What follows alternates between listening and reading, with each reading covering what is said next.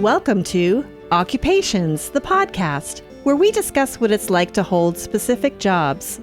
Occupations is brought to you by lotsofmaps.com, where you fulfill your vintage map gifting needs. Visit lotsofmaps.com. Hi, and welcome to Occupations. I'm Andy Jagalinzer. I have a great guest with me this month, Ryan Laughlin. Hello, hello. Hi, Ryan. How are you? I'm doing so good. How are you? Very good. Ryan is the co-founder and CTO of Splitwise, which is an app that you can find on your phone, or you can download it onto your phone. And we're going to find out a lot about that, but also how he got involved with starting an app in the first place and what the path was for him to get to where he is today. So welcome aboard, Ryan. So glad to be here. It's going to be fun to talk. Well, you should be here because we're in Ryan's home. It's really my place to say I'm glad to be here. Oh, very true. Because you normally would be here. Beginning, for folks that may not know, we know what a founder is, right? Someone who, co-founder, so you had a partner in finding it. But what is a CTO? So CTO stands for Chief Technical Officer. And so you're probably more familiar with the idea of a CEO, a Chief Executive Officer, the sort of head of a company. The CTO is the person in charge of the technical operations. And so in partnership with my other co-founders, one of whom's the CEO, one of whom is our head of mobile engineering, I direct all of the technical work that we do to run this service and to run this application for all of our users. That sounds really terrific. Well, let's dig right in. What is your job, first of all? What does a CTO do? I mean, you just explained the basics, but what does a CTO do? It's a great question, and it is definitely the answer to that has evolved a lot over time. Is I think one of the interesting things about working at, I guess what I would still call a startup, even though we've been around for 15 years, which feels a little bit crazy on both sides. At the very beginning, when Splitwise was very, very small, just the three of us, my title really wasn't CTO as much as it was co-founder. My job was just to do whatever needed doing. And that mostly meant writing code, powering our servers. So the website and the sort of back end that powers the mobile apps. Whereas my co-founder, Marshall, was responsible for writing the mobile apps themselves, the interface that you actually see on your phone. As we grew and grew, I've become more responsible for managing a team of engineers who work on these things, for planning the major projects and features that we're trying to build, and for continuing to just run the company in general. So Splitwise is now around 50 people. Wow. And so a lot of my day-to-day is not just working on code, but working on building the company itself and making sure we have good processes for how we plan our work, how we work together, how we make Splitwise a good place to be. Half the work is Splitwise the product, and half the work is Splitwise the company. Having responsibility for that many people is a whole job itself, all right? Absolutely. On top of it all. And we'll get into that a little bit later on. Well, let's go back to the beginning, Ryan. Yeah. Where were you born? Where did you grow up? I was born in Amherst, Massachusetts. I grew up mostly in Massachusetts. We lived down in Virginia for a little while. My family moved down there following my dad for work, and then moved back up following my dad for work still. And so I grew up in Massachusetts. I went to school at Yale in New Haven.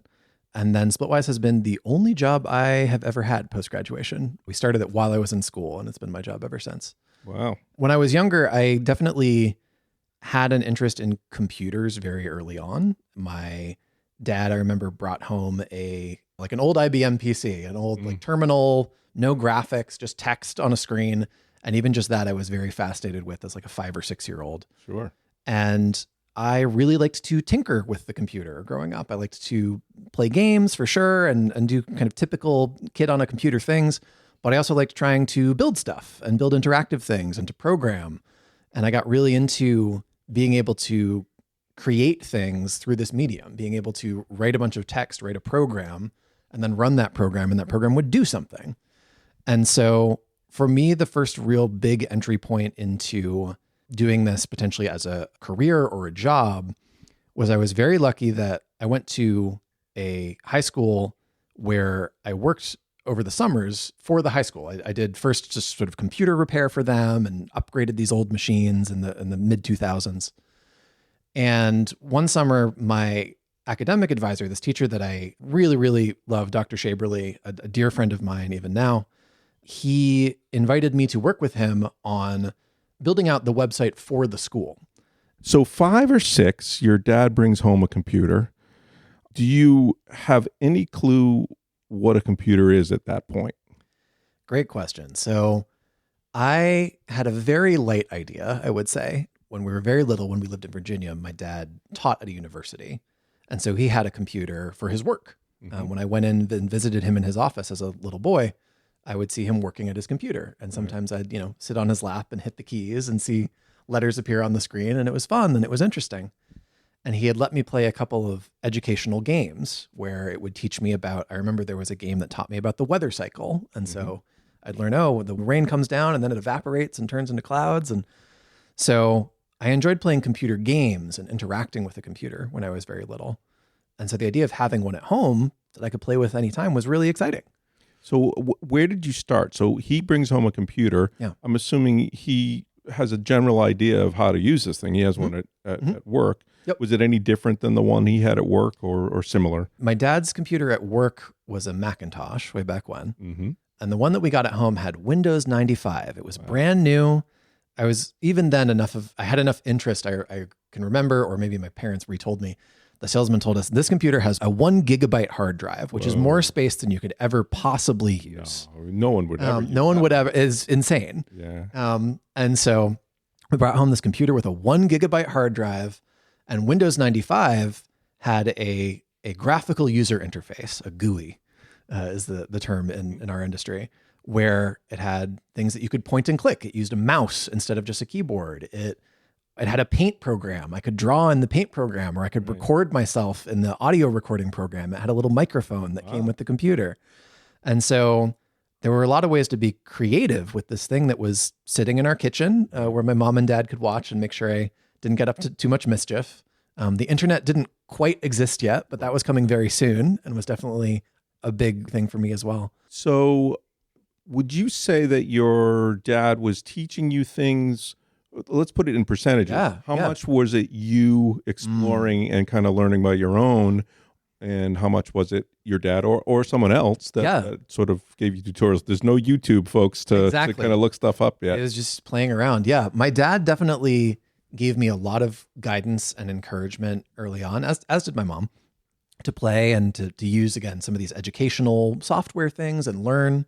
Before Wikipedia, there was Microsoft Encarta, was this encyclopedia on a CD-ROM. And so I'd go, and I really liked reading when I was a little boy. And so I would read all this information about the world, and they had pictures and sometimes little movies or sounds. It was really exciting. But by the time I was probably, 7 or 8, it started moving a lot more into self-guided exploration, where I just wanted to keep learning more. I got bored of painting things in the paint program. So what else does this computer have? And it turns out it has all these other features and options. And I did a lot of exploring. In fact, by the time we bought our second computer, the computer that replaced the first one, I gave my parents a presentation in the living room. It was a tax-free weekend or whatever. So Best Buy or Circuit City or one of them was having a sale for the tax-free weekend. And so I poured through the flyer and circled all the details. This one has this much RAM and this one has this processor, and gave my parents a presentation on why we should get a new computer. So did you know what RAM was back then? You had an understanding already? By that point, I was starting to get an understanding. That's so big, yeah. Piece by piece. I think a big part of that was getting an internet connection for the first time. Sure. I think we got that probably when I was 7 or 8. And it was very, very slow back then. It was dial-up internet. Looking at a single picture, it would take 5 seconds to load. But I had access to all this world of information. It was just crazy that it was just sitting there in my kitchen, and I could go play with it, and I could go put stuff on it. Probably the biggest early thing for me in terms of feeling empowered to do things on the internet in particular, which has been my whole career now, was GeoCities. GeoCities was a website where you could sign up for an account and they let you make a website. They had a very simple interface where you could add text to the website, add pictures to the website. Ideas that seem very common now, but in 1997, the idea that I could be a 7-year-old boy, I could create a thing on the internet that anyone in the world could go see my fan page for Bulbasaur, one of the Pokemon from Pokemon, that had all my favorite pictures of Bulbasaur and why I loved Bulbasaur so much. anyone could see it. And that was so cool and so interesting. And so it was very encouraging to build those things and to see what other people had built and to feel inspired by it. So you haven't taken any classes yet. Mm-hmm. So how did you find out what RAM was? It's a great question as You know well. what I'm saying, like, how did you find out what was happening in the computer? If, again, no YouTube. Yeah. Did your father or your I spent a lot of time at the public library. Ah. I got to know, the Dewey Decimal System, all the areas of how the books are arranged.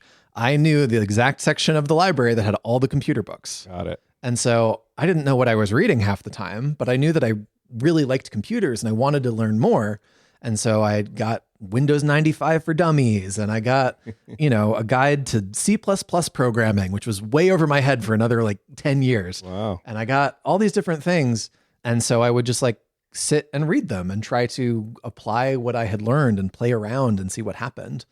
And I did, in fairness, I had some people in my life, I think, who saw that and recognized it and tried to reward it. I certainly think my parents tried to help and did definitely teach me some things along the way.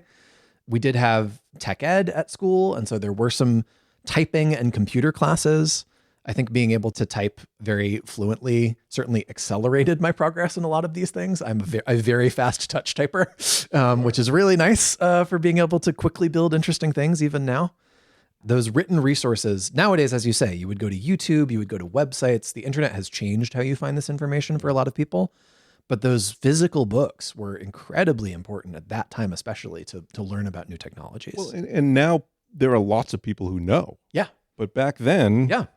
there just wasn't. Yeah. So growing up in that time period, Yeah. I mean, do you feel lucky to have grown up at the infancy of computers? Every generation likes to think they're like special or unique in some way, right? Sure. Like the particular age I am, born 1990, means that you are old enough to really seriously remember a time before the internet and before instant communication with everyone, but also young enough that you are like digitally native. Like none of this feels like a second language. Like I feel very native in moving through digital space, so to speak.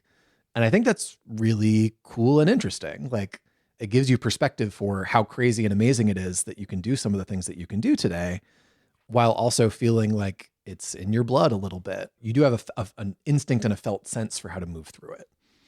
Yeah. And I guess because of, again, the infancy of the computer, Yeah. things hadn't been done yet. Yes. There was lots of room to do things. Yeah.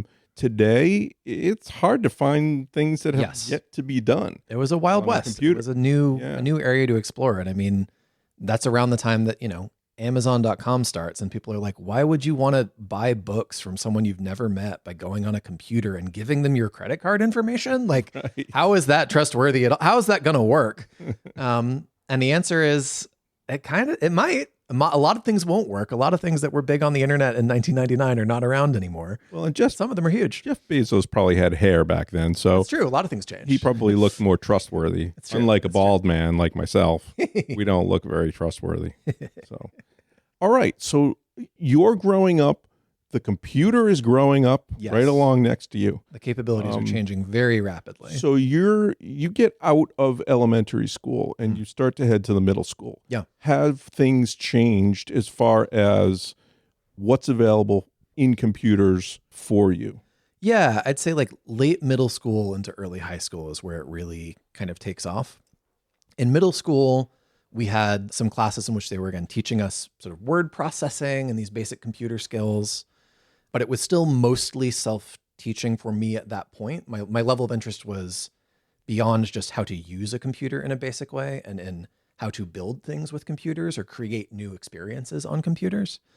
Somewhat famously in my family, I am generally a like very well-behaved, like don't get in trouble, like straight-laced, like my straight A student, we'll put it that way, in middle school and in high school. Towards the end of middle school, we had a computer program we were using in one of our classes that was meant to teach you how to do a budget. And so it was like you buy a house and you have a job and you buy groceries and can you balance your budget and retire at the end, which is great, good teaching tool. Because I was a little nerd, I realized that there was a text file in the folder where this program was It was a text file of the prices of everything in the game. And so that house that cost $100,000 in 2000 or whatever, I could just edit its price to be $5. And I could play this game and I could hack the game, so to speak. I think that's called cheating. It's called cheating. It's absolutely called cheating. All right. And it was this gentle, there's no malice in that. Of course. But it did lead to an incident in which the teachers were like, you hacked the computers. You're a hacker and that's bad and we need to punish you. And I was like, I mean, yes, but I could show you. It's no different than changing my name at the top of a document. It's just, you got to know what the right document is. You got to hide those a little better, those files, right? Exactly. So I still had this curiosity to dig into things. Sure. To try to understand how they worked, often to break them, right. And to learn from them. And then I was very lucky that when I went to high school, my high school had a computer science curriculum. So you could take courses on specifically computer programming. And I both had some existing knowledge at that point that I had accumulated on my own, and I had a teacher who saw that I was very interested and had this existing knowledge, who pushed me in great ways, who didn't just teach the curriculum to me, but saw that I wanted to do more and to learn more and tried to find opportunities for me to do that. And that eventually led to a summer job where I was doing programming as a 14-year-old. Wow. I owe a lot to a couple of very important teachers seeing that I had a real interest here and them giving me a chance to explore that interest. Was there any time when you felt like you knew more than the teacher did because you were at the cutting edge? I was a cocky little kid. Let's be honest. I was a nice kid, but I was a little smarty pants, nice but annoying. I hope I've mellowed out a little bit in old age. Yes, you have. But yes and no. I think in middle school, I was in an environment where it was just a little bit too early in the 2000s. And also it was middle school. You don't start choosing your courses in middle school. There's a set curriculum that everyone's taking, at least in the middle school that I went to. And so I was a little bit too precocious in this particular subject for anyone to really know what to do with me. And then when I got to high school, I think there was more of a model for being oh, this freshman in high school is pursuing computer science in a way that a senior in high school would. Oh, I know how to handle a senior who's had a year or two of learning this stuff. And this kid's already there. Okay, I know where to start, where to meet this kid at the start. And I can give him more opportunities as he gets older and goes further and further. And so I took, as a freshman, a course that was mostly for juniors and seniors. By the time I was a senior in high school, they had me TA the course for other younger students, which was another really good way of learning. It was great experience. I have to articulate what I have learned to other people. And TA is a teaching assistant. Yep. So helping other high schoolers understand how to make their code work or how they could make it work better or be more understandable, and learning more things myself in the process. That's amazing. So obviously you're way ahead of the curve, with computers, but were you ahead of other kids? Were there other kids similarly doing what you were doing in your school? Yeah, I was very lucky to go to a school, again, that not only had a computer science class that you could take, one of the extracurricular clubs was the robotics club. And so it was this very fun, the competition that we prepared a robot for every year was the Trinity College Firefighting Robotics Competition, which is not quite as exciting as it sounds. It wasn't like they set a building on fire and we tried to have a robot put it out. It was they hid a candle in a maze and a robot had to find the candle and put it out, which was still really cool and interesting. Not enough arson in that. Not enough. They could have gone bigger, but I understand. Okay. There's only so much budget. And so I had a very close friend in the robotics club, Jonathan, who is still a very, very good friend of mine. I'm the godparent to his kids now. Wow. And we were two best friends, really interested in working late at the robotics club in the afternoons or the evenings, trying to make this little robot navigate corners and find its way through a maze. This robot was maybe 7 or 8 inches across on each side. So this little thing trying to navigate a maze the size of a room, maybe. Very cool. And the club had mentorship from a teacher, from Dr. Shaberly, who was my academic advisor, who became my academic advisor in high school, and really nurtured this talent in me and offered me this summer job eventually of working on the school's website and on some of their forms and systems for managing students. Fantastic. So while you were in high school, and it was a private school, was it not? Yes, I was very lucky to get a scholarship to a private school. And you actually got a job at the school. I did. Tell us a little bit about what you were doing at that time. Yeah, absolutely. So after my first year at this private high school, I liked computers enough that they gave me a job doing computer repair to start. So I was just going and maintaining some of the old machines they had and swapping out components, learning a different thing about computers, also useful knowledge in the long run for me. But by the end of my sophomore year, I'd been doing this work for the robotics club. I'd taken these computer science courses. My teacher said, "Hey, I'm working on a bunch of internal websites for the school. Would you like to work on them with me?" So he was building out what we'd now call a course management system. So teachers could put like their assignments online and students could submit their homework, their essays and things online. And the part that he asked me to help build was some custom forms for managing different kinds of school life activities. So the school was mostly a boarding school. If you wanted to go visit someone for the weekend, you'd have to submit a paper form to the office and someone would look at it and fill it out and bring it back to you. And we thought, well, what if it was just a website? What if you just went to our school's website.com/off campus, and then there was a form, you filled out the form, you hit submit. The teacher got an email saying the student requested this. They could click a button and say, I approve or I don't.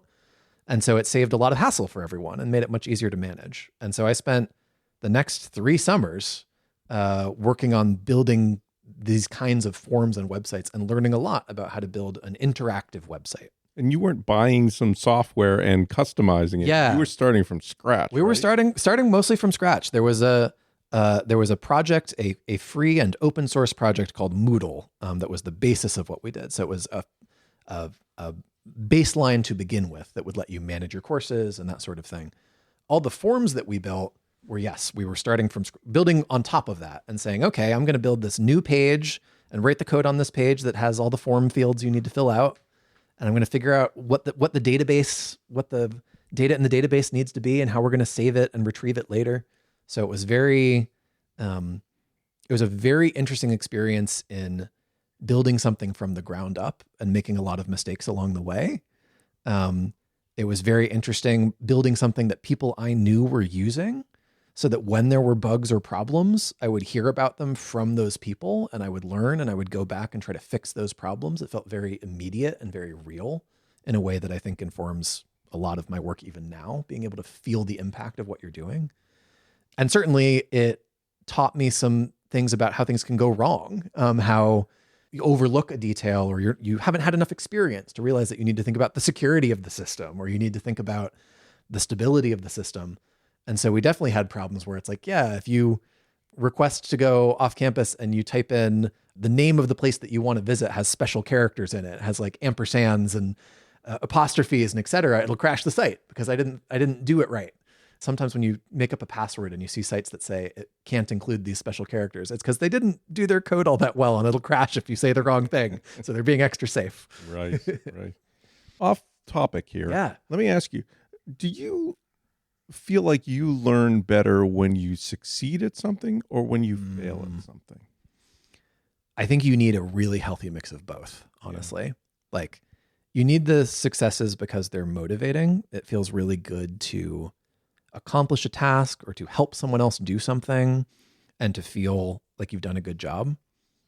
But you don't learn something new by just doing a good job and it works. Right. You learn something new by trying to do something and it doesn't work the way that you thought it was going to work. And I said failure, but that's not even, I mean. Yeah, but failure is totally in that category. Yeah, but I mean, you could just make a mistake or it could just be a minor thing. Failure can be a scary sounding word, but all of us fail in little ways all the time. Right. And the little failures teach us how to make big successes. Okay, well, that's great. And that was just a little side thing because I'm just curious. That comes up again and again. So it's a smart comment. Great. Okay, so you are diving in all different areas of computers. And again, still somewhat in its infancy. It's still, I mean, it's more than it was certainly when you first started. But yes, Facebook comes into existence about halfway through my high school career for a sense of scale, or a sense of timing. So some of these websites and services that we're familiar with now are in their infancy or starting to form. And I'm quote unquote right there in the thick of it, building a random little website for my high school. And so I do, of course, the very logical thing, which is I finish high school and say, I don't think I want to do anything with computers anymore. I'm done. I had spent all this time doing all this really interesting stuff that I loved with computers and building these websites and these features. But high school for me had really opened my horizons to a bunch of different things. I'd been lucky enough to study Chinese for 4 years and really loved that language. I had started acting for theater.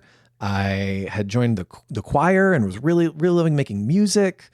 All these new interests had appeared for me. And so when I went to college, my first instinct was not to continue doing computer science. I actually didn't take any computer science my freshman or sophomore year. I decided to pursue all of these other interests. And I think that was a good idea in some ways. I love all the other perspectives it brought me. A thing maybe we'll return to later is this is where an appreciation for design and aesthetics first really entered my life. And that turned out to be a really important skill for building an app and a company from scratch.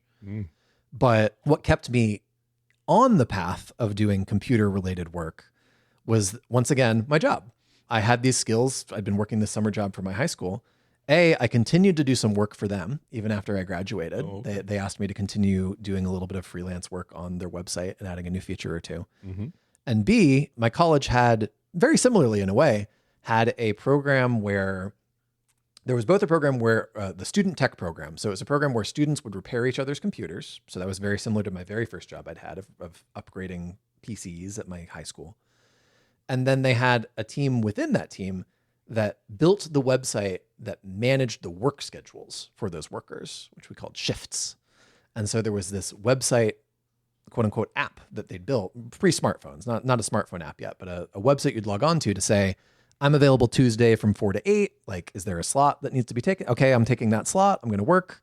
While I'm on my shift, I take notes about who comes in and what machines they drop off and what we need to do to fix it. And so there were about 10 of us student workers working under a teacher or a professor who was advising the work, building this internal system that all of my fellow students, and myself included, used. And so much like the work that I'd done at my high school, there was this really direct feedback loop of, I get to build this system and see how it's used and hear from people the things that they wish it could do that it doesn't. I had this shift scheduled from noon until 8, and I have to duck out from 3 to 4, but I can't do that without canceling the whole shift. Like, I wish I could just split it in 2 and I could have like a little break in the middle. And I was like, Sure. That's a logical thing. Let's try to build that. Yep. So it was a very cool early or continued lesson in gathering feedback directly from people who were using something I'd built and then trying to improve the thing that I was building with these other very smart people who taught me a million different things. Right. I value that education greatly. I've met so many wonderful people, learned so many wonderful things. Most of the skills that I ended up applying in my career came not from the classes, which I think is all true for a lot of people at a lot of different colleges, but it was the jobs I worked and the experience that I got through that. And honestly, the year that I took off in the middle of college, I took a gap year halfway through college. So the brief story there is I come into college. I'm like, I don't want to do computer science anymore.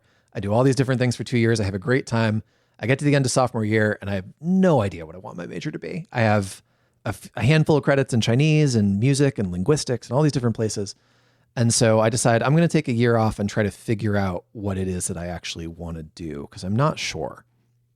And so I spent that year, I needed to support myself somehow. I wanted to pay my own way and prove, part of it also was just proving that I could be a self-sufficient adult in the world, felt very important to me. And so I did web development. I built websites for people. I built a website for you, in fact, 15 years ago, or I guess almost 20 at this point. Yes, you did. Yeah. Way back when, Lindsay Productions. And I rediscovered my love of all these things. I was like, this is really interesting and empowering to be able to make something from scratch. Sometimes it's something that I'm making for myself. I built like this was when the iPad launched. And so I built an app that let you take notes. It was a website you could go to and you could draw notes like you were drawing on a notepad. Not a crazy idea nowadays for an iPad, but when it was brand new, the idea that you could do that and it would save your notes and remember them was pretty cool. Or at least I thought so. And I could do things for other people. I built storefronts for people who wanted to sell clothing. I built, things based on what other people were hoping to do, and used my talents to try to help them bring things into the world.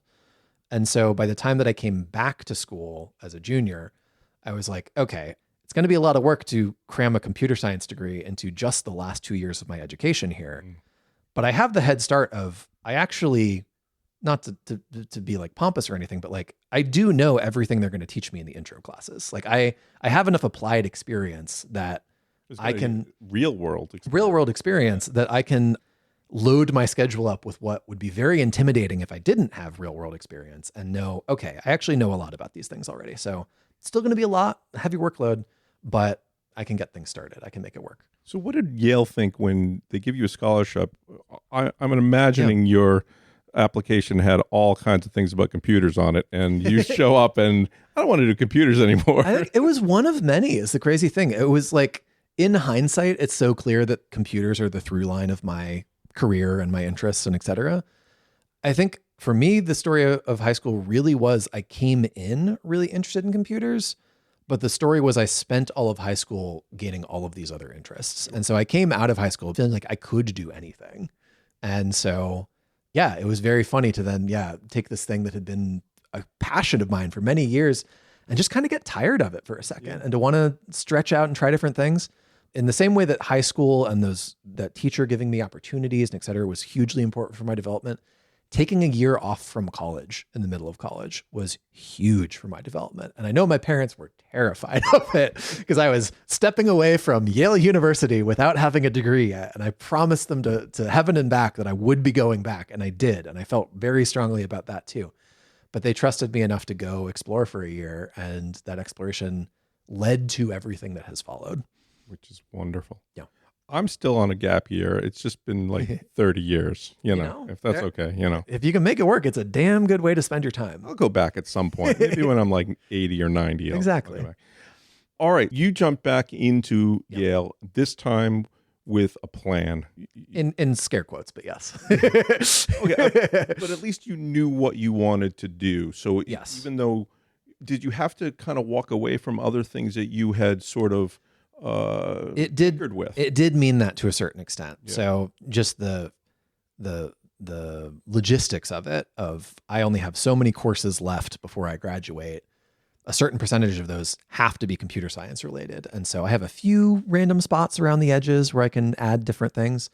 But my course load from that point onwards was, 80% computer science, which was okay. I had other places to express my interests. I sang in an a cappella group. I did weird art projects and street art and different things. And so I had places for creative expression, and code and computers themselves can be creative expression. I think that as we get into talking about starting Splitwise, like it definitely felt like creative expression to bring a new thing into the world. I had to commit to like, this is what I'm doing. So you have to put becoming a brain surgeon and an astronaut all on hold. Exactly. All set aside for the time being. As you say, maybe when I'm 80, I'll go back and get the space brain surgery degree. Lotsofmaps.com. Vintage, local, national, and world maps for an affordable price. 99% of our maps are $25 or less. Great as gifts. Frame them or put them under glass for your home, vacation home, or as a memory of a special place. Lotsofmaps.com. All right, so you've got 2 years, and you need to do an entire computer degree. I'm busting tail to so get it all done. You're jumping in with all 4. 100%. I was very focused. How did you handle that? Yeah, it was a lot to jump back into. So I'd taken this year off. I'd discovered the joy of not having homework to do every night. And now I was back in the world where I had to do homework every night. The big extracurricular that I did before my junior year was a cappella. I sang in an a cappella group. This will become relevant in a moment. Mm-hmm. And I kind of wound that down. I still enjoyed music and enjoyed all my friends, but I wasn't particularly enjoying singing a cappella anymore. So I had kind of a free schedule except for my academic work. I had this job working on improving the internal systems for the university.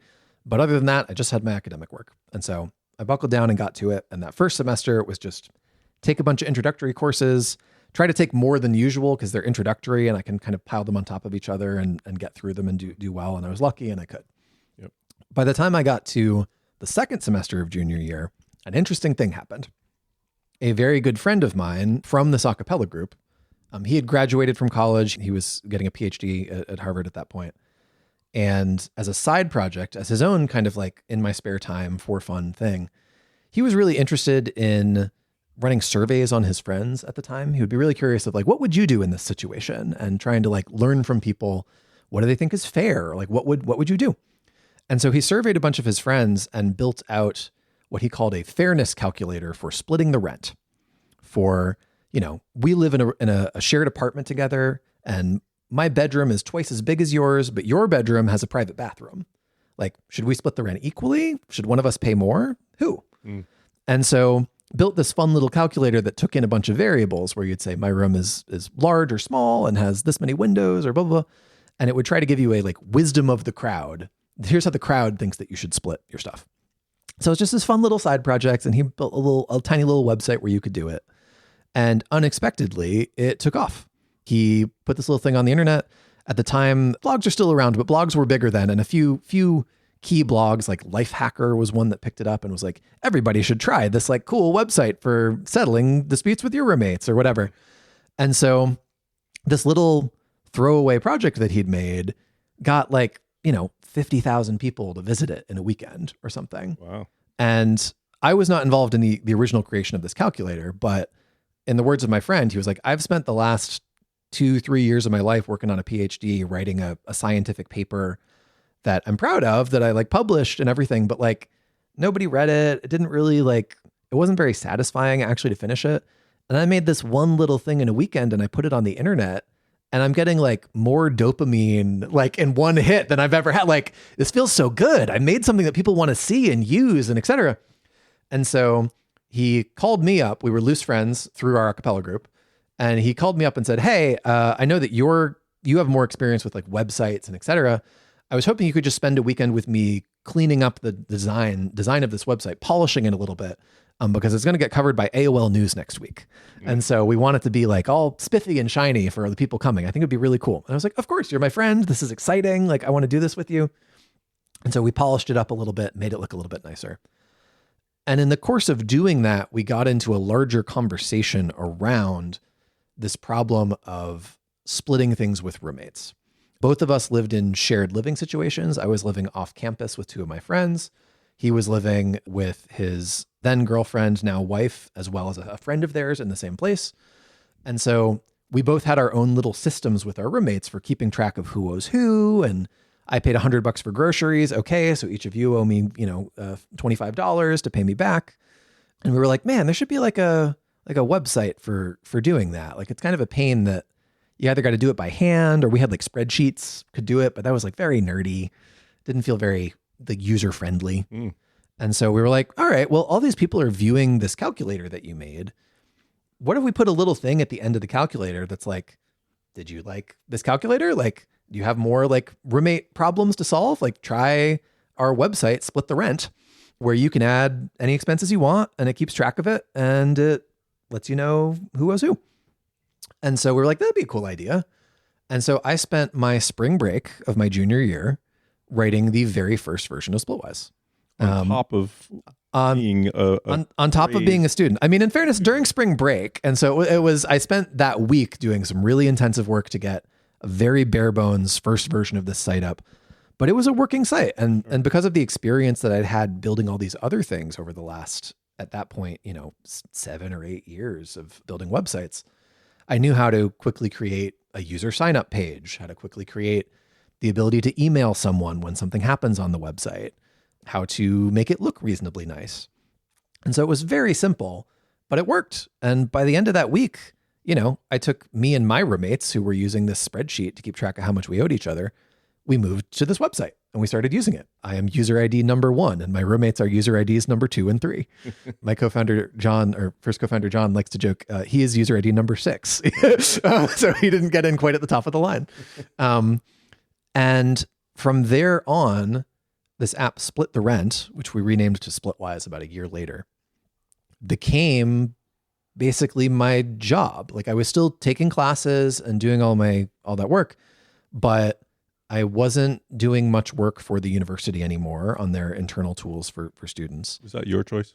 That was my choice. Yeah. They I continued to do bits and pieces of work for them, but not as like, I was not putting 20 hours a week into it the way that I was when I earlier in that time. I was doing just enough to pay my bills so that I could focus on this other thing. It was my full-time summer job after my junior year. I worked in it that whole summer. And it was a lot of work for sure to be doing that in addition to academics. It just meant that I had to be very disciplined about, I'm taking these classes, I'm doing this homework, I'm doing this work on this app and site that we're trying to build. And I don't really have extracurriculars besides that right now. I'm not acting in any plays. I'm not singing in my a cappella group anymore. I'm not playing a sport. Like, this is my extracurricular, quote unquote. Mm-hmm. And we were lucky enough that this thing slowly but surely started to find some momentum. And so by the time we got to the first semester of my senior year, we had probably somewhere around like 10 or 20,000 users, which was enough to be like, oh, it's a real thing. When I break the website, people notice and they write us emails asking what happened. Okay, this is real. And we did a couple of key things at that time. One was, me and my friend John had been the two original co-founders of this place. And we realized, you know what? We really don't know anything about mobile apps. I've built this great website, but I have no experience building something for the iPhone or for Android. And that seems like a really important part of this story, is that you need to be able to use this on the go, and it needs to be convenient that you're at the grocery store or at the restaurant and you say, I owe you $30, or we split this $50 meal, and it works. So we reached out through our friends and our networks and found this third guy, Marshall, who became our third co-founder, who had worked in mobile apps for a couple of years and seemed really nice, and had actually built his own little version of something like this for him and his roommates. He had his own little app. His telling was that he knew he wanted to work with us when he saw our app and was like, that's better than mine. I'm going to throw mine away and work on this. And so we committed to, okay, we're bringing on this third person. Okay, now it feels like more than just like a hobby project the two of us are working on. That was also when we applied to and got into a program in Providence, Rhode Island, where we're sitting now, where I live still to this day, called Beta Spring.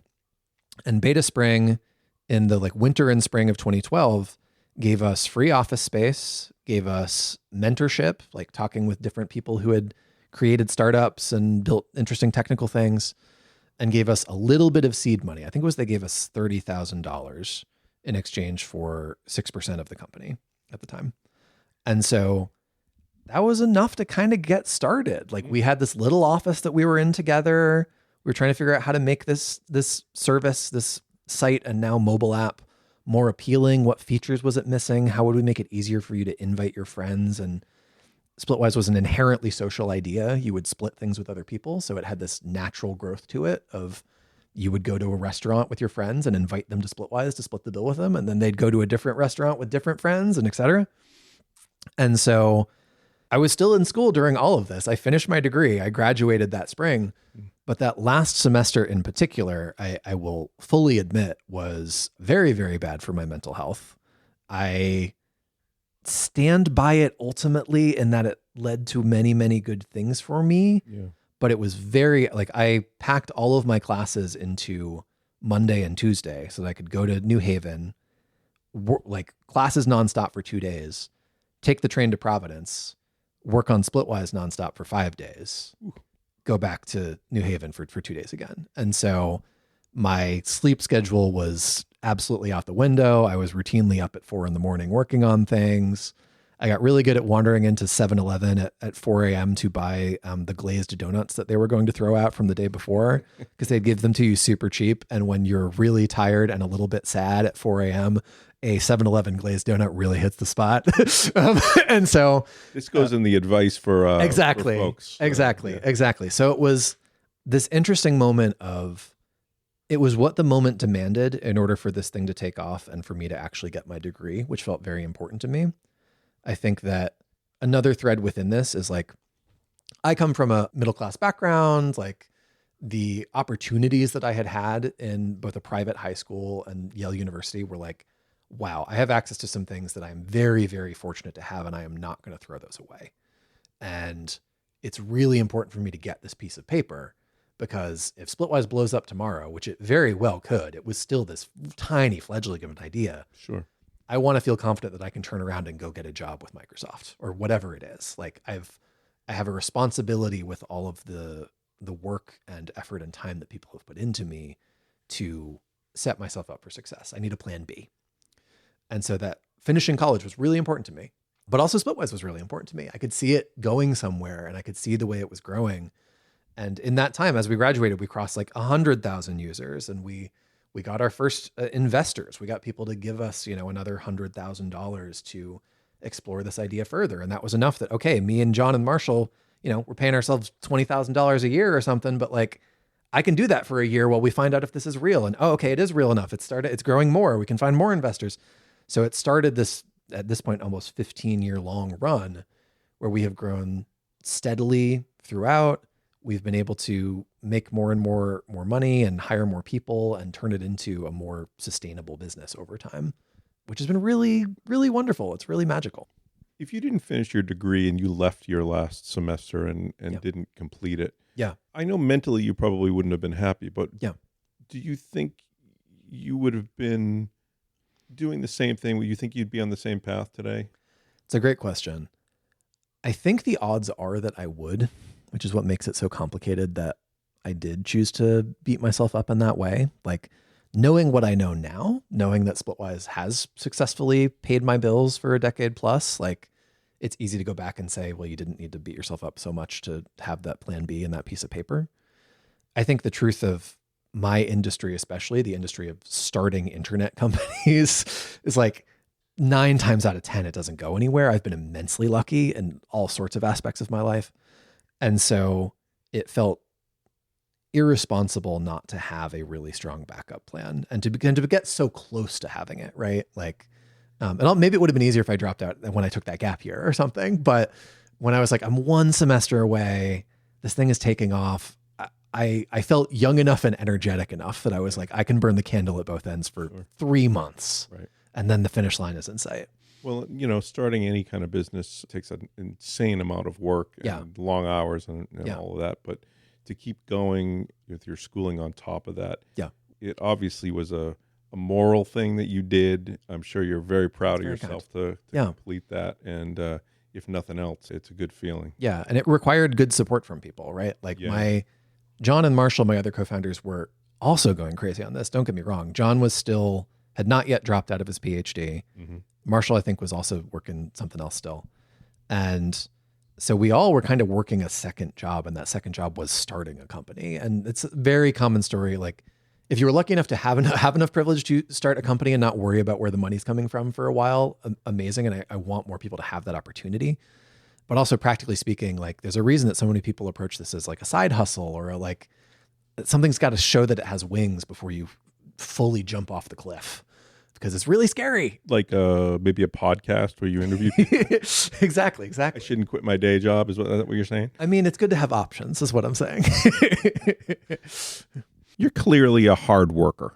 I mean, based on just that last semester, but even prior to that, I mean, you've held jobs, but they're not flipping burgers and you got a lot of responsibility. Flipping burgers is a damn hard job too, but I'm definitely I'm a perfectionist. I'm not to put down people that of course. Yeah. I certainly don't mean that, but you have to be very responsible to do the kind of work that you were doing. Yeah. Hard work is obviously paying off. Yeah. I'm assuming you're enjoying the hard work. Yes. And I think that there's lots of good stuff to unpack in that statement too. I do not work as hard as I worked that semester. That is the hardest I have ever worked. And I both am grateful that I had the energy and drive to do it for a minute. And also me and my co-founders and other people I've worked with realized very, very quickly at that point, that's not a sustainable thing. Right. If we had to do it this once, if that's what the rocket needs to take off, like, okay, I think various people at points in their lives really push themselves hard on something that they're passionate about or just because they need to, because it's what the situation demands. The mantra that we've quoted for many, many years at Splitwise is it's a marathon, not a sprint. Like we have to assume we're going to be doing this for a long, long time. It's not a get rich quick scheme. It's not going to be over tomorrow or next year, or as it turns out, next decade. We've been doing this for 15 years at this point. Wow. And so how do you make this sustainable in a way where you're pushing yourself and challenging yourself, but also like you can go home, you can turn your brain off. Like a great example of this actually for early Splitwise was during this semester, during this startup accelerator beta spring, where we're doing this program with the office space and et cetera. We did not yet have this mantra of it's a marathon, not a sprint. We were working any hours of the day. You wake up, you start working, you work till you go to sleep. Like take a break for a dinner at some point. Maybe dinner is reheated pizza. Like who knows? That sounds great on paper. You're like, I'm working 100 hours a week. I'm getting 2.5 times as much stuff done as some 40-hour-a-week sucker. That's not true at all. The quality of your work gets worse and worse and worse the more that you're overworking yourself. And a structural thing that we realized very early is, we don't have working hours, which means it's really hard to ever stop working. You always feel like you can be working because like the company's just the three of you. Like, yeah, you could stop at 5 and go home, but like, or you could keep building and you'll be further ahead and the odds of the success of the business are going to go up. Oh, how could you? And so a very important early step that we made was to declare that the working hours of Splitwise, which is true even now, are 10 to 5 Eastern. All right. They're 10 to 5 because that's 35 hours right off the bat. And we know that no matter how hard you try, you're going to end up doing some work outside of those hours. So if we want a chance of a 40-hour work week, we need to set a formal work week of 35 and try to end up in that 40 territory. And that doesn't mean there aren't weeks when I work 50 hours or 60 or whatever, but it means that my average week, I should actually be able to wake up, work 8 hours, put it down, be done for the day, and give myself the permission to not be going crazy about what's the next thing I can do. And I think that an extra detail of that for my particular career, the technical side of these operations where that comes in important is Splitwise and any app that you use, right? Like is global. Like if you have a restaurant down the street, like they're going to close at, 10 PM or whenever they close, because they're going to go to bed. And so are all of their customers. If Splitwise has a problem at 2 a.m, like I'm responsible for getting up and trying to fix it.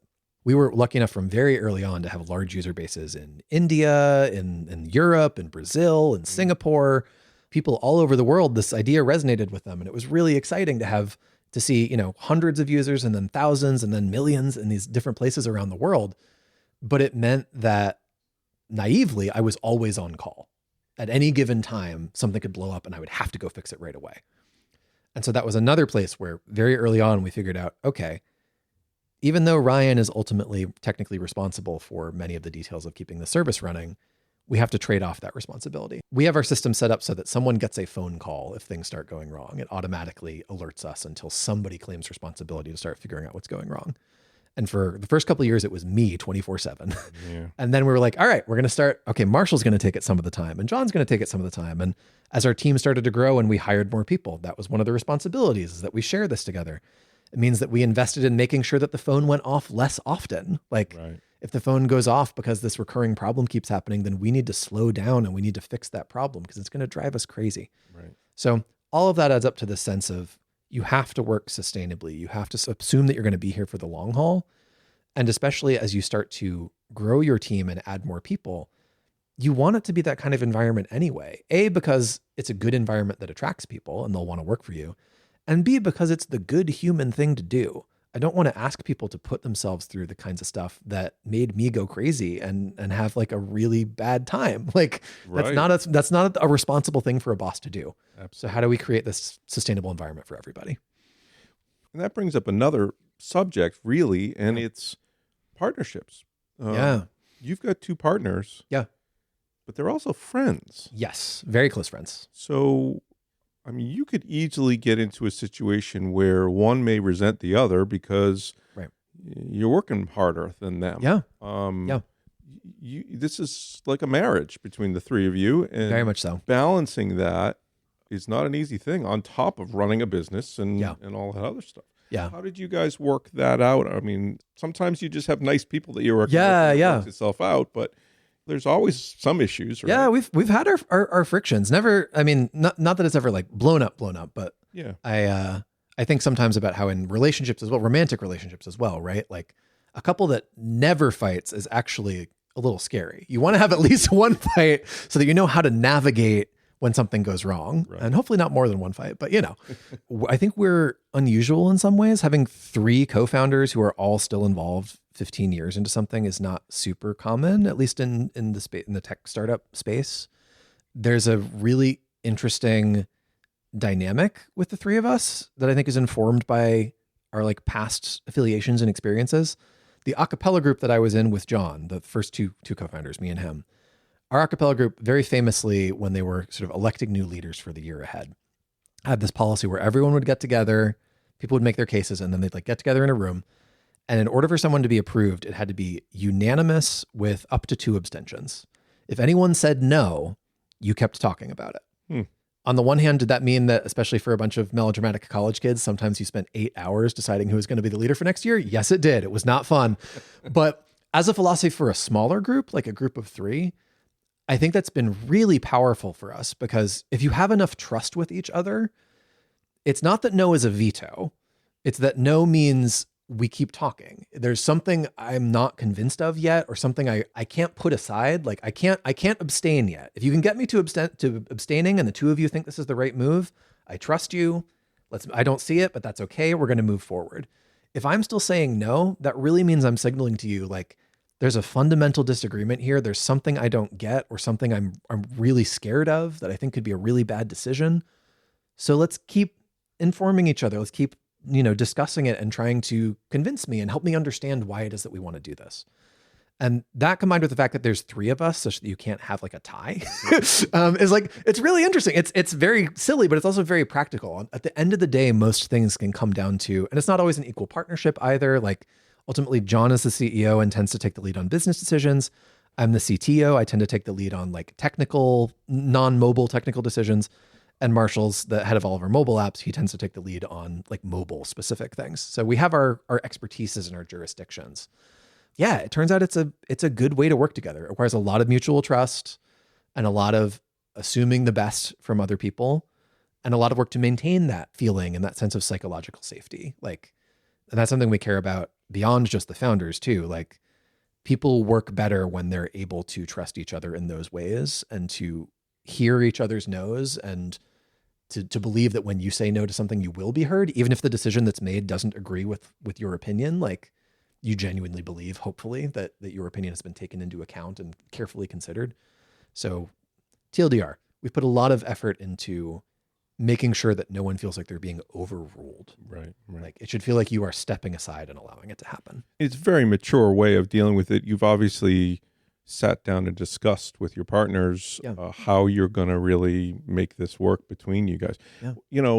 Doing anything with friends is always a risky thing, because you don't want to lose your friendship on top of the fact that your business may not work out as well. And in hindsight, I think I was maybe even a little lucky there, in that John and Marshall were my friends, but we're not my close friends when we started this. Was interesting. It was like, I know enough about you, and we have enough mutual friends that I think you're a good person and interesting, and I'm excited to check this out. But we don't have such a history together that I'm worried about ruining it. So it was kind of nice to stumble into together. And now we're incredibly close, like, have been for years and years, but it was funny how it came together. Very happenstance. So Splitwise is obviously taken off at this point. You guys have worked out your differences, if there was any, but you've certainly got you've got your plan down. Everything seems to be going smoothly. Let's talk about the business and the milestones you hit. Yeah, of course. Yeah. I mean, it's been a slow and steady road. The kind of fun thing about Splitwise is, like, Splitwise was not an overnight success. It was a keep at it, and bit by bit, it's going to grow every year. And here we are. It took us a few years to move from being just the 3 of us founders paying ourselves peanuts to, okay, let's hire our first couple of people. We'll have a product manager and another mobile developer, and be able to get a little bit more ambitious with the scale of some of the things that we're doing. There's a little bit around then where we first took on more significant fundraising, where we were doing well enough that we were able to go to VCs, to venture capitalists, and say, hey, if you give us a couple $1 million, we'll give you X% of the company. We'll use that to mostly pay our salaries, honestly, and hire more smart people to build this thing that's going to make more money in the future. And I think that is something that's pretty not unique, but unusual about my industry versus many other occupations, is a tech startup is often given the leeway to operate at a loss for a while, Right. especially in the 2010s, with the argument being that you're going to grow bigger and bigger and thus be a big company in the future. And that's the bet that they are taking. Right. They're giving you a couple $1 million that could disappear, but you could turn into $1 billion company. And then that was a great investment. So raising money, COVID was, as it was for many businesses, was a big change for us on a couple levels. We were about 10, I think we were 11 people when COVID hit. And pre-COVID, we were pretty much all in person in Providence and in the greater Providence area, people in Massachusetts and et cetera. During COVID, we went fully remote and worked from home. And after COVID, we started hiring all over the country. And so at this point, the vast majority of Splitwise employees do not live local to Providence. We have people in Utah and Texas and Oregon and New York and LA and you name a place. Schenectady, more or less. We got some upstate New York folks. And I would say as part of that post-COVID growth, just the work of being a larger company. So Splitwise, again, grew from about 10-ish people at the time of COVID to now around 50, figuring out how to build bigger teams, keep a handle on things, delegate more and more things. For me, the shift from personally knowing everything that's going on at all times to mostly knowing what's going on, but sometimes people surprise me in a good way with stuff I didn't even know was happening, and they're smart and independent, and it's great. And maybe the last detail within that last phase of growth was Splitwise, the particular business that Splitwise is, moving from just keeping track of how much you owe each other to handling payment processing ourselves has been the big thing in the last handful of years. So much like Venmo or PayPal, like in the US and in most of the EU, you can send money through Splitwise. You can say, I owe you for dinner and for the Airbnb and whatever. Cool. Here's the payment. Withdraw it to your bank account. Like everything's great. Fantastic. There's even a Splitwise debit card at this point. You can swipe your card and automatically split stuff that you purchase with that card. So, fantastic. An alternative to like a joint bank account or something like that. Right. Well, and that brings up another question that I had. I had this question when you started this whole thing, and I asked you, and I think I asked you a second and a third and a fourth time. As you should. I know what the question is. Understand how this works. Yeah. There are several ways that apps can make money. Yes. The one I think of is advertisement. I think of it's a vehicle. You've got yourself an audience. Yes. Let's put some advertising on there, and we'll sell that advertising. A very common path. Make money. Yes. Your site is not that way. Yes. Explain to me some of the ways that the company makes money. Yeah, absolutely. So Splitwise is what in the business we would call a freemium app, which is a portmanteau or a combination of the words free and premium, meaning that for most people, it's entirely free. You can use it and get all the basic functionality. You can add expenses and pay people back and transfer money, all that sort of stuff. But there is a bundle of premium features that cost money. So if you want currency conversion, you want to convert from dollars to euros, you want transaction import, you want it to automatically pull in new transactions from your bank account. You want receipt scanning. You want to be able to take a picture of a receipt and it detects all the items on the receipt with like vision technology. And then you can say, I had the burger and so we split the fries, and it calculates and does it perfectly. If you want those features, you have to pay us a couple dollars a month. And so freemium apps in particular rely on an economy of scale. If you only have, and this will sound like a big number, but if you have 100,000 users, that's not actually that many at the end of the day if only a small percentage are going to pay you. You're going to have a couple thousand people paying you a subscription. It's not nothing, but it's not enough to run a big business off of. If you have tens or hundreds of millions of users, all of a sudden having, 1-2% of those people pay you every month is like 1 million people paying you every month. And all of a sudden you can do big and interesting things. Probably if you want other sort of examples in the space, I think one of the most visible and public examples of this is Duolingo, the like foreign language learning app. Mm-hmm. I know lots of people, myself included, who use Duolingo for free and have been, taught themselves how to speak Spanish or Chinese, or you can now learn chess on Duolingo, like all these different things. And it's a great app for free. They give you a very solid experience, 100% for free. But if you're a real fanatic or you really go deep and you like what you're experiencing and you want more of it, then they say, yeah, you've done your lesson for the day, or you've run out of energy for the day. If you want to do another lesson today, you got to subscribe to Super Duolingo. And for Splitwise, you got to subscribe to Splitwise Pro. Right. You've added 4 expenses already today. You want to add a 5th expense? You're going to have to wait until tomorrow unless you subscribe to Splitwise Pro. This is a pretty recent business model. It's something that really only makes sense in the internet age because the marginal cost of each additional user is super, super low. If you sign up for Splitwise and use it for free for the next year, it's going to cost us like a cent. The electricity to run the servers and et cetera, and blah, blah, blah. So each additional customer doesn't cost very much. It costs a bunch to get the site up and running in the first place and to build it and to pay everyone's salaries. But you can afford to have lots of free people because each additional free person doesn't really cost you anything. Right. And as long as you get some of them to pay you, then you've got an engine going. So that's the primary thing for Splitwise is its subscriptions. The secondary thing is that we've started handling more and more real world money, right? And then in the same way that like a bank can turn a profit on running a bank account for you, if you're sending money through Splitwise, we can charge you a small fee if you want to like move the money super fast. We can, make some interest off of money that you're leaving your account that you haven't withdrawn yet, things like that. It's not a major way that we make money, but in the long term, we hope to do more of those sort of financial technology things and to be a really useful financial resource for people. Right. What percentage of folks are using it for free? The vast, vast majority. I wouldn't be willing to say an exact number, but it's above 90%. Wow. So That's great. Our assumption is that Splitwise needs to be free in order to be successful. Like, again, especially for folks who aren't familiar with Splitwise, its core conceit is splitting expenses with other people. So if I went on a trip with you to Paris or whatever, and I wanted to add the Airbnb and split it with you, but you couldn't even see your half of the bill unless you paid a subscription fee to get into the app, like you wouldn't use it. You'd be like, why are we using this? This sucks. I don't like this. So it has to be a really good experience for free. It has to be a baseline, usable, great experience. And then we need to convince people on the merits. This thing is so good, you should pay us for it. I love the model because you're offering a true service for nothing. Yep. Which is really phenomenal. And if you need that extra oomph, you pay us a nominal fee.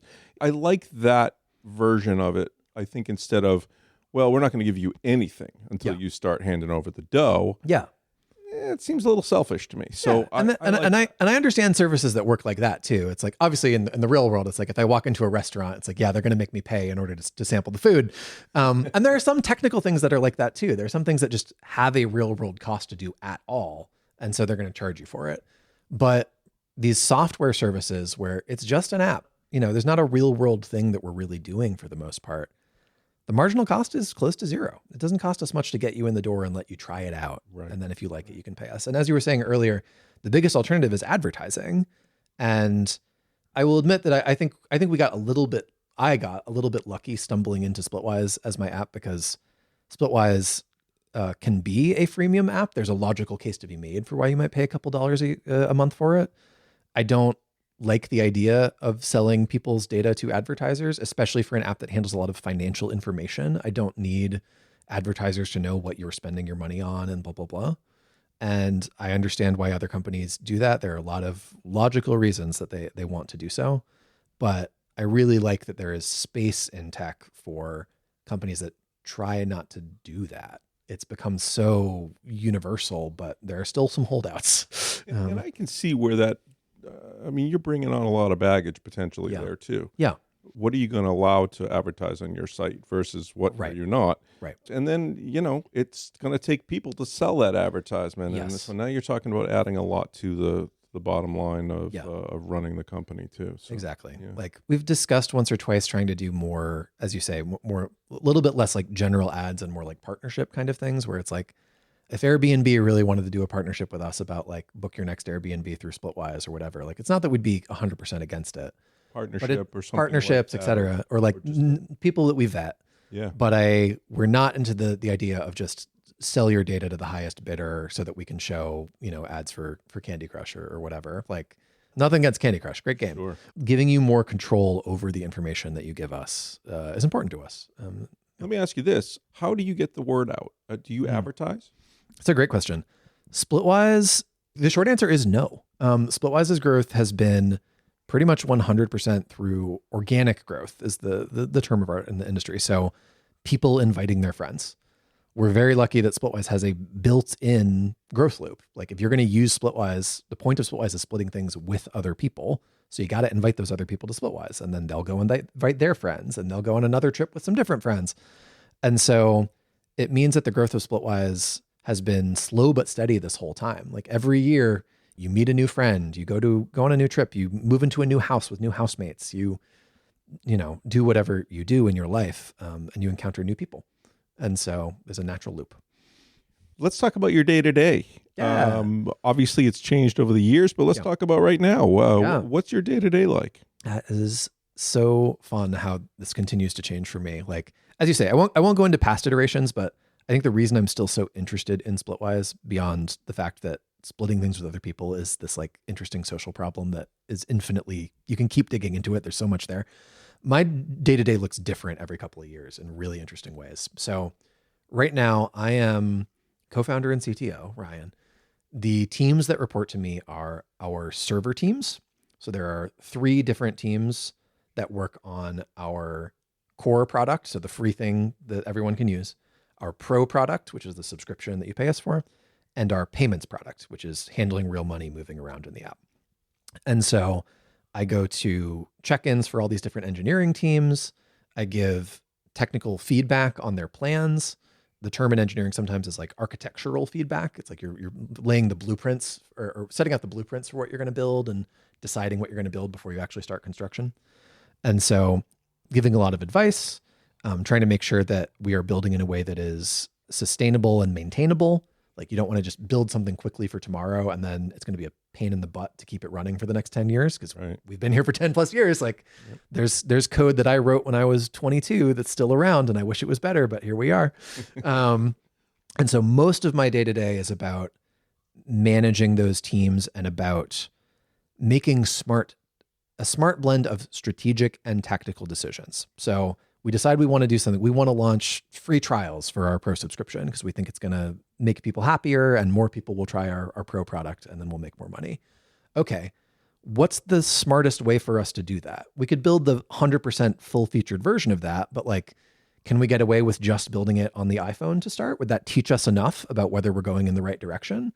Is there something we've already built that we can repurpose that does some of this? Or do we need to build brand new upsells, ads that like tell you about this new feature? Do we need to launch it in every country? Do we want to launch it in every country?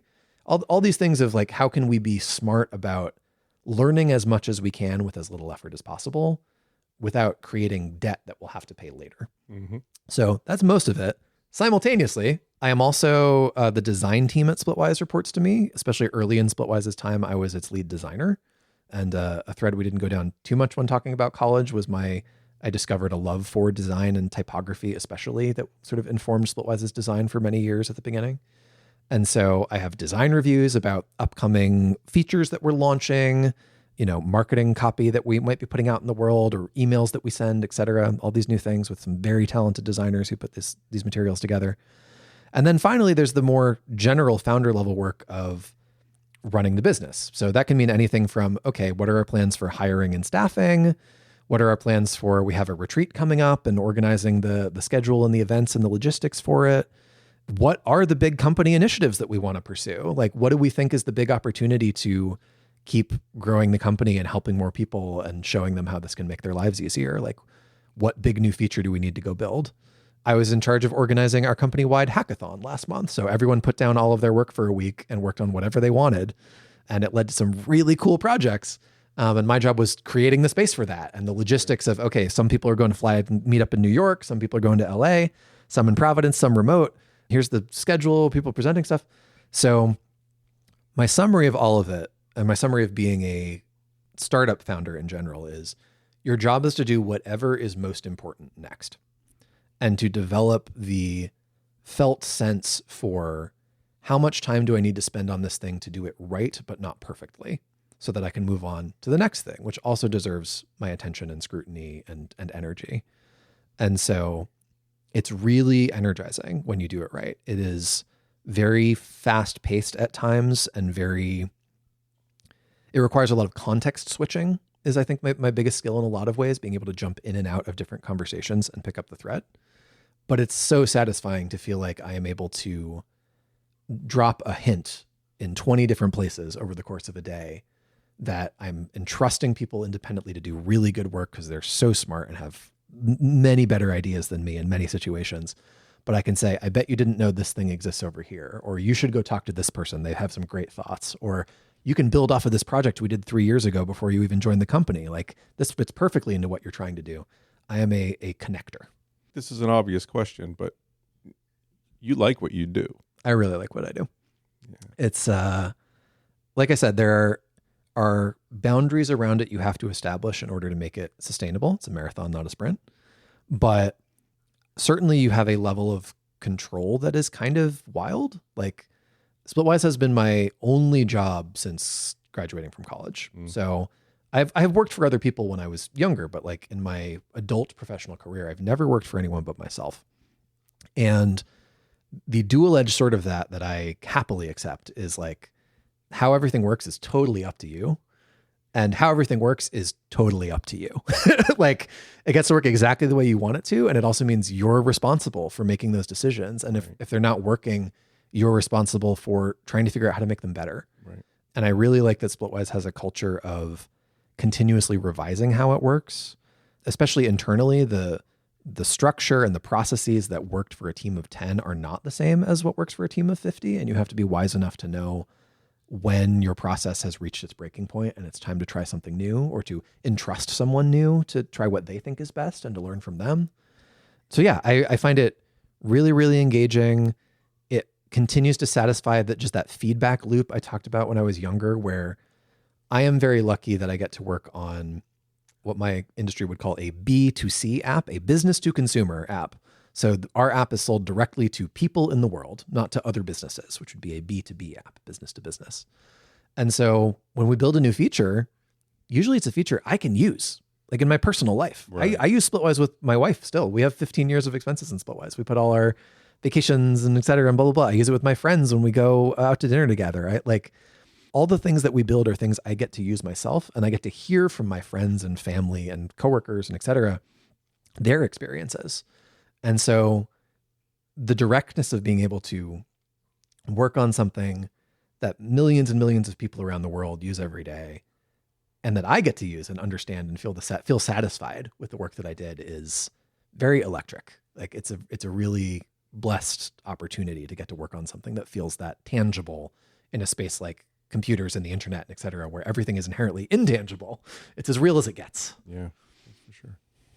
I consider you successful in a couple of different areas. I mean, obviously with business, but also with partnership, ownership of a company with other people. That's not an easy thing to do, especially with friends. I think that's really important.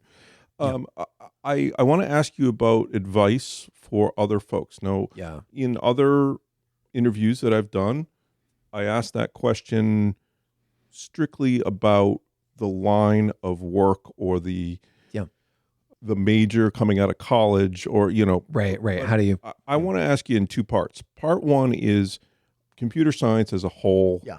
Maybe even mobile apps themselves. Yeah. What kind of advice do you have for folks that might want to follow somewhat in your footsteps and to get in there? Now, obviously you got in at a different time. Right. A specific time. And my advice may not apply exactly to the situation you find yourselves in. I don't totally believe AI is going to take over the world or anything, but it's certainly changing my industry, at least in interesting ways. But I think that the kernel that remains true, regardless of what else is changing around you, and the kernel that was true for me at least, is build stuff. Again, the feedback loop of, I'm going to write this code or make these changes, build this thing, and it's going to be a real thing, and I'm going to use that real thing, and I'm going to feel what's good and what's bad about it.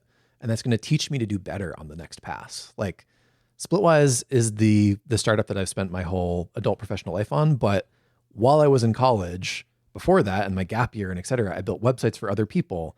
I built startups, quote unquote, that were really just for myself. I built that iPad app for taking notes. I built another app that was for like saving quotations from websites. It was like you highlighted text and you're like, I want to bookmark this text, not the whole page, just this text. And like 8 people used it, but I was like, I built this. It was great. I used it, and I still have my export of all my little quotes that I loved. And it taught me so much about like how to run user registration and reset your password and all these skills that come up over and over. And so it's just that feedback loop of build a thing and learn from it, build a thing and learn from it. Because the more that you do that, the more you develop the sense of what matters and what doesn't, and how to build in a sustainable and like reliable way. In the same way that if you were a physical builder, right? Like someone who's built 100 houses is going to have some really good instincts and knowledge about what to do and what not to do on house number 101. Whereas someone who read a bunch of books about building houses and then builds their first one, like they're going to do okay, but they're not going to do as well as the person who's built 100 houses. Like, Right. And they don't all have to be houses. Maybe you built a bunch of sheds. Like that's still going to teach you a ton. So just make stuff. And the really cool thing about code and software and et cetera is the barrier to entry is pretty darn low.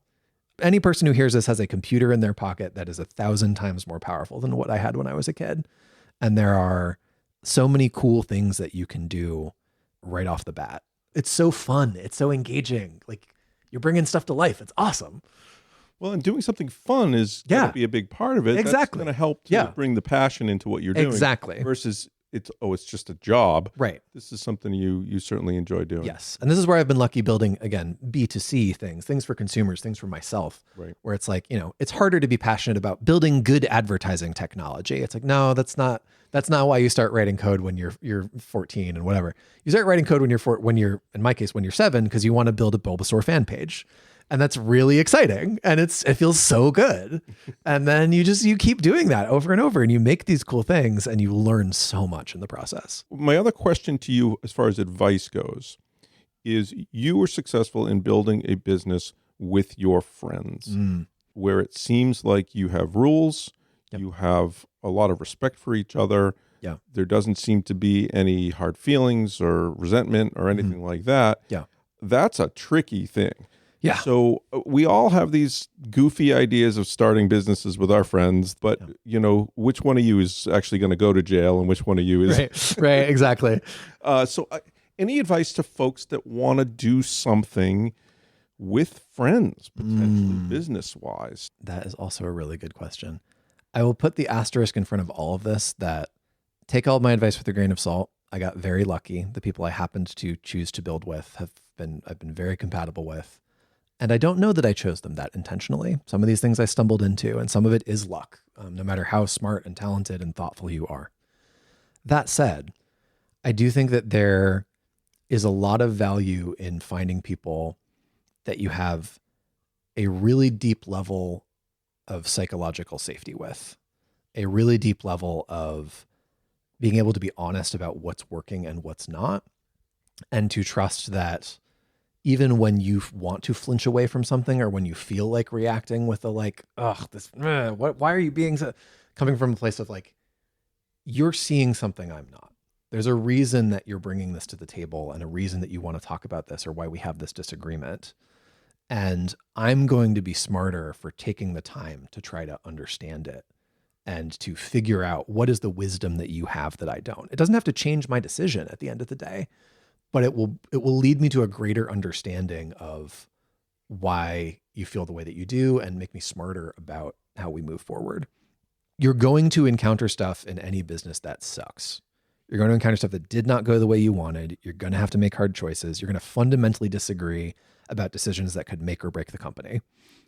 And you have to have a deep enough well of respect for each other that sometimes you can put your ego aside and step aside and say, I'm going to trust you on this one.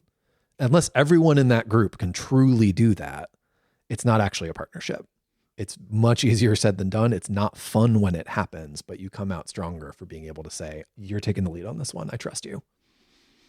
You're way more mature than the rest of us to be able to do the things that you're doing. And I'm not saying that is luck, but you've clearly have a good rapport with your own feelings and how to deal with other folks. Communication, that's a huge thing. I think the one other thing I'd maybe throw in there that is a little bit, maybe a little bit more of a more general company building than partnership with just like founders or direct friends or whatever.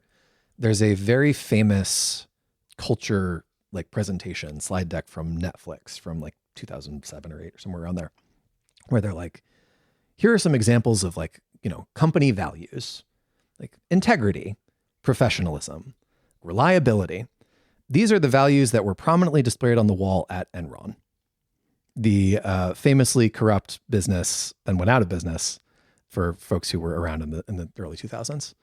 And so company values are not what you say on some, inspirational poster. They are what you do and who you hire. And if you're saying our business is honest, every business wants to be honest. That's not actually a value per se. If you're saying that your business is, like, a good Splitwise example would be like, one of Splitwise's values is that we are casual, even a little goofy, versus formal and hierarchical. That's not a value judgment necessarily that you can't be a successful formal hierarchical business. It's that this place, that is a thing that we value, and we want to be casual because we think it breaks down barriers and lets us have these conversations and feel a level of comfort with each other that a formal environment might make it harder to do. But it comes with other downsides. Like, there are advantages to hierarchy and blah, blah, blah. Or likewise, we talk about, like, science, not sales. Like, if the numbers disagree with what your instinct is on how to do the thing, ultimately we have to believe the numbers. The numbers are the truth, versus trying to sell this vision that we've got, which, again, there are many successful companies that go out and convince the world this is what you want and turn the numbers in their favor.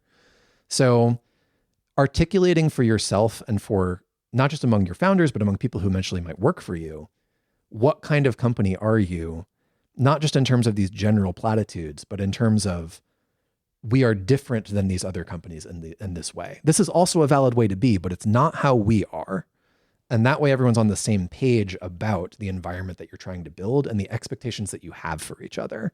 You don't find yourself arguing as often past each other about the way that you want to do business together and work together as a team. Well, and setting those values obviously is important, because as a group setting them. Yeah, exactly. Because you don't want that square peg to try to fit into that round hole. Right. It's the whole one bad apple spoils the bunch thing. Like, our hiring process, we try to be very thorough about really making sure we are not biased ourselves. Like, we don't know anything about your resume. We don't know anything about et cetera, et cetera.